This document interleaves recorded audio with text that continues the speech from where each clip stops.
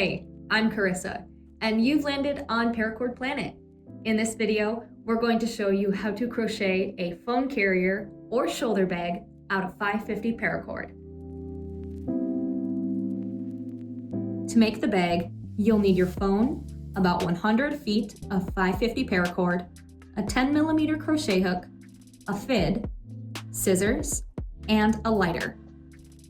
Then you'll need another 15 feet of 550 paracord for the strap, about 5 more for an accent color, and 2 carabiners to connect it all together.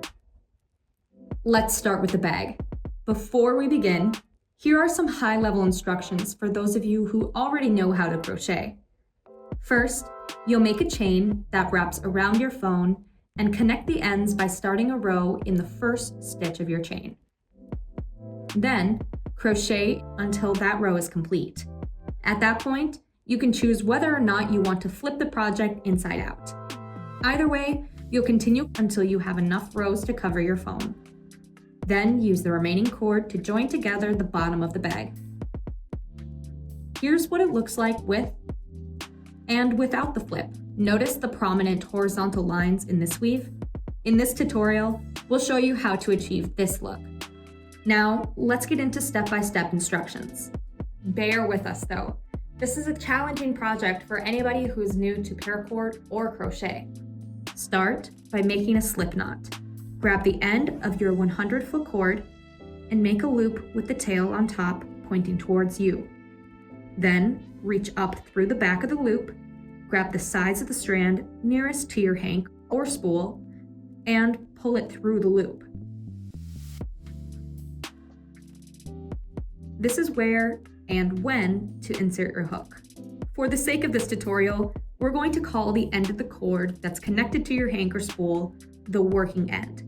Now take your working end and yarn over by wrapping it around the back and over the front of the hook, like so.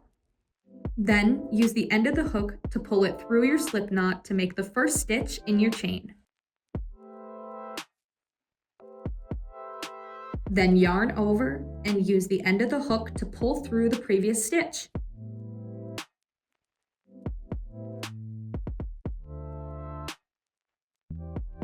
Then keep going until your chain can wrap all the way around your phone. Now, it's really important to keep your chain straight and flat. Don't let it get twisted or turned around.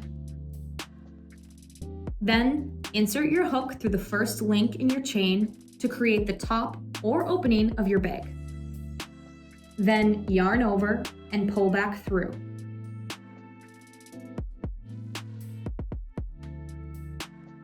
If done correctly, you should now see 2 loops on your hook. Yarn over again and pull through both of these loops.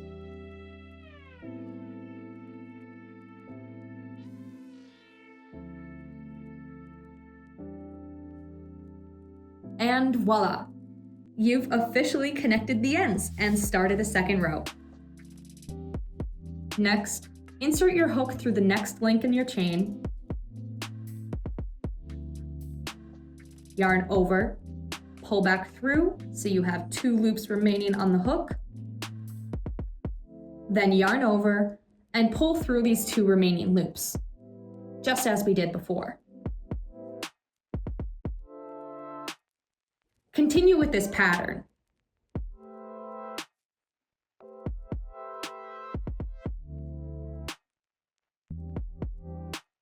After you finish your first row, this is where you have the choice to flip it inside out to get those horizontal lines. Either way, keep going until you have enough rows to cover your phone. Now, here are some tips to keep in mind as you go. Tip number 1 is to keep your tension loose. Don't pull the stitches super tight. You want them to be pretty loose to allow for the crochet hook to easily pass through each stitch. Tip number 2 is remember to only insert your hook through the middle of each stitch, not underneath it like in regular crochet. The reason why we're doing it this way is because it creates a loose and flexible pattern. And the looser the pattern, the easier it is to crochet with paracord. Plus, we just think it looks better. Trust us, we've tried doing regular crochet with paracord before. And it's not for the faint of heart. Tip number 3 is that your working end will try to curl up.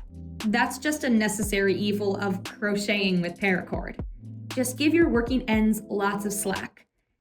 And doing this should help prevent any tangle issues.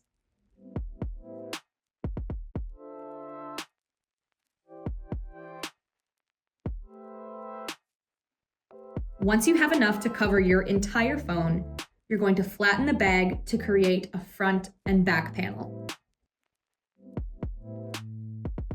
I like to align it with my slip knot here, just to create a more even look.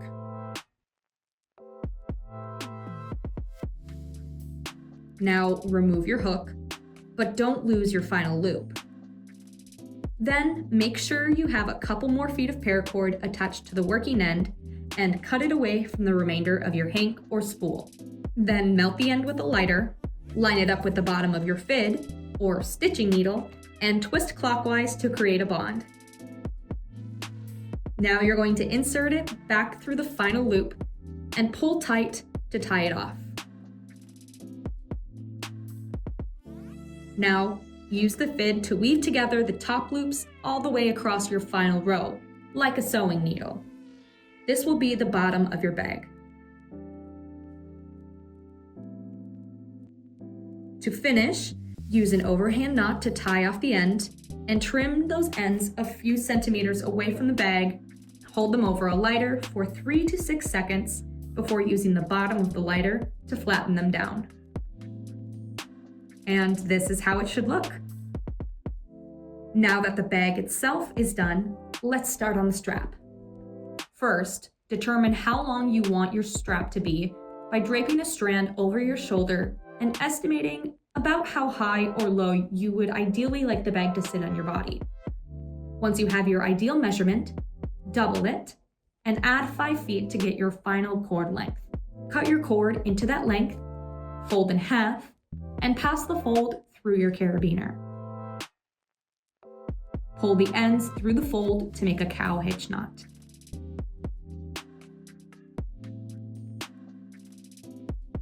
Now, pass the ends through the other carabiner and stop when you reach your ideal measurement.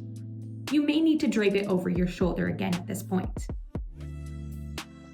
You can use any weave to secure the strap, but in this video, we're going to use a cobra weave. So, take your left end over the core, right end over the left, behind the core, and up through the loop. Now take the right end over the core, left end over the right, behind the core, and up out through the loop again.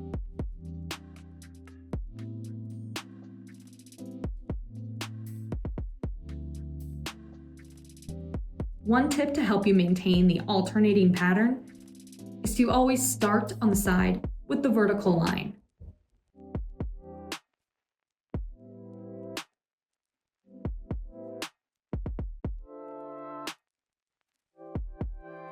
Keep going until you have a few inches of weave.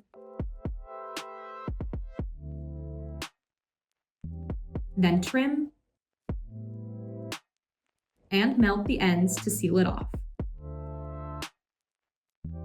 If you want, you could end things here, or you can continue adding accent colors. In this video, we're going to use common whipping to accent the other side of the strap. So make a loop with one end of your cord, then wrap the running end around it until you almost cover up the entire loop. Pass the working end through the loop and pull the strand at the top to tighten it down. Now trim and melt your ends to seal it off. For this strap, we're going to do the same technique on the other side, but you can get really creative with it and use as many different weaves and cord colors as you want. Okay, Now that that's done, you can attach the strap to your bag and call it a day. We recommend using one carabiner on each side and inserting them about 2 rows down from the top to give them something to hold on to when there's weight in the bag. And there you have it. We hope you find this video useful. However, there are probably many more ways to crochet with paracord. Let us know if you liked this project or if you would have done things differently.